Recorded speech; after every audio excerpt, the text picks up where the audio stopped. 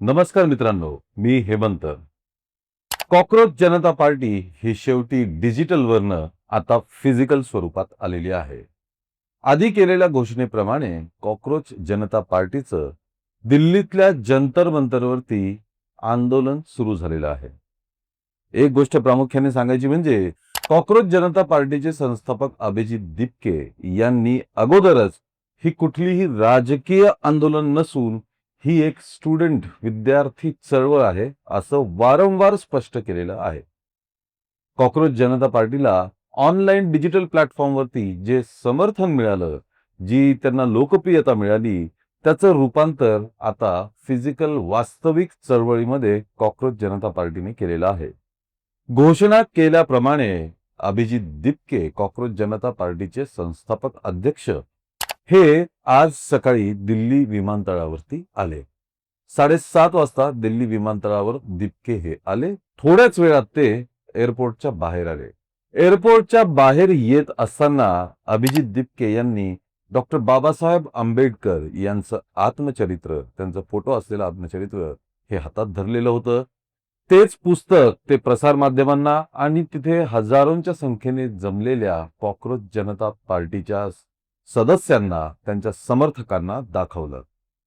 ठरल्याप्रमाणे अभिजित दिपके हे विमानतळावरनं parliament street police स्टेशनकडे निघाले.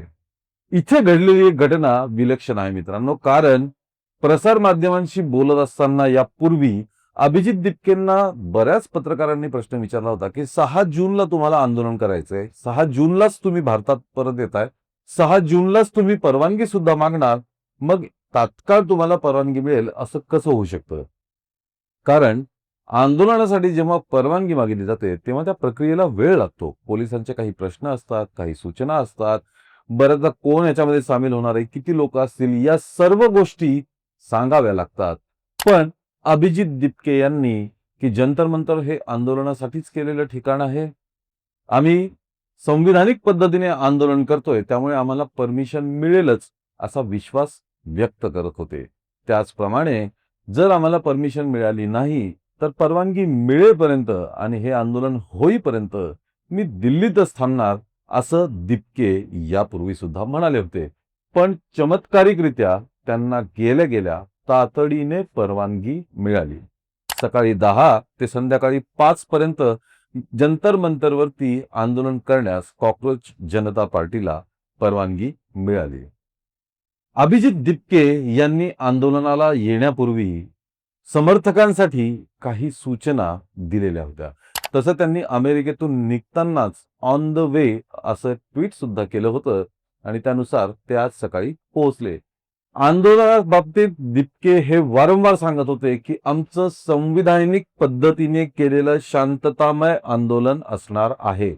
आमच्या आंदोलनात कुठल्याही प्रकारचं गैरवर्तन, देशास काही धोका निर्माण होईल, त्याचप्रमाणे या आंदोलनाला गालबोट लागेल असं कुठेही कोणीही करू नये असं कळकळीचं आवाहन अभिजित दिपके यांनी बऱ्याच वेळा केलं. या आंदोलनापूर्वी काही जण या आंदोलनाच्या बाबतीत शस्त्र घेऊन या, जर आपल्याला पोलिसांनी अटक केली तर त्यांचा विरोध करण्यासाठी काय काय करावं लागेल, अशा प्रकारचे व्हिडिओ आणि पोस्ट केलेल्या होत्या. याला अभिजित दिपके यांनी स्वतःचा व्हिडिओ पोस्ट करून सर्व काही खारिज केलं होतं.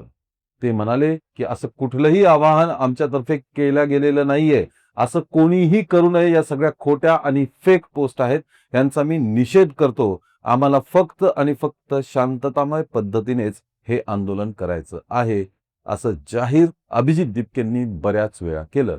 त्यानुसार त्यांचं आंदोलन आज सुरू झालं. आंदोलनाला ताबडतोब परमिशन मिळाल्यामुळे अभिजित दिपके यांनी कार्यकर्त्यांना आवाहन केलं की तुम्ही येताना एक पुस्तक आणि गुलाबाचं फूल पोलिसांसाठी जरूर घेऊन या, कारण पोलिसांनी सहकार्याची भूमिका दाखवत आपल्याला आंदोलनासाठी तातडीने परवानगी दिली आहे. पोलिसांनी इतक्या तातडीने या आंदोलनाला परवानगी दिली याची काही कारण असू शकतात. ते म्हणजे एक तर कॉकरोच जनता पार्टीला ऑनलाईन मिळालेला उद्दंड प्रतिसाद, प्रचंड प्रतिसाद आणि अमाप लोकप्रियता. अगदी काही दिवसांपूर्वी ऑनलाईन स्थापन झालेली ही संघटना, आता संघटना पण त्याला म्हणता येत नाही, हे एक वेब पोर्टल होतं असं म्हणता येईल. त्याला 22 मिलियन पेक्षा जास्त लोकांनी समर्थन दिलं.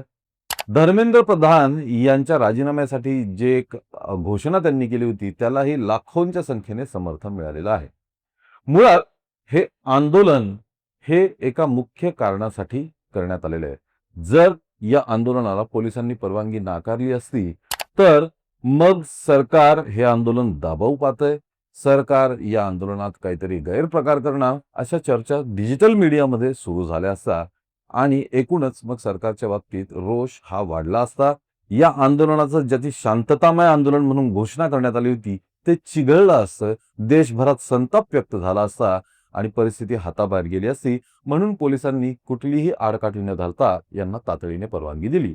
आता या आंदोलनाची, या चळवळीची एक प्रमुख मागणी आहे, ते म्हणजे नीटसह इतर ज्या परीक्षांमध्ये घोळ झालेले आहेत त्याची जबाबदारी घेऊन केंद्रीय शिक्षण मंत्री धर्मेंद्र प्रधान यांचा राजीनामा ही प्रमुख मागणी आहे.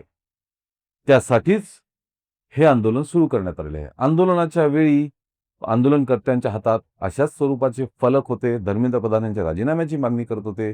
कॉकरोच आ रहे हैं, धर्मेंद्र प्रधान जा रहे हैं, अशा स्वरूपाचे फलक त्यामध्ये होते. या आंदोलनाला प्रसिद्ध सामाजिक कार्यकर्ते सोनम वांगचुक यांनी सुद्धा पूर्ण पाठिंबा दिला आहे. ते तर इथपर्यंत म्हणाले की जर कुठल्याही आंदोलनकर्त्याला किंवा अभिजित दिपकेला जर अटक केली तर मी उपोषणासाठी बसेल. प्रकाश राज यांनी सुद्धा एक्सपोज करत म्हणलेलं होतं की मी सुद्धा आंदोलनस्थळी पोहोचण्याचा प्रयत्न करेल. अंजली दमानिया यातच आधीच दिल्लीत जंतर मंतरवरती पोहोचलेल्या होत्या. सकाळपासूनच 8 वाजेच्या आधीपासूनच जंतर मंतरवरती मोठ्या प्रमाणात युवक युवती आलेले होते. हजारोंच्या संख्येने तिथे युवक युवती आलेले आहेत. कॉकरोच जनता पार्टीचे समर्थक असं त्यांना म्हणता येईल. सकाळी अभिजित दिपके यांना विमानतळावर रिसीव्ह करण्यासाठी सुद्धा कॉकरोच जनता पार्टीचे समर्थक मोठ्या संख्येने पोहोचलेले होते.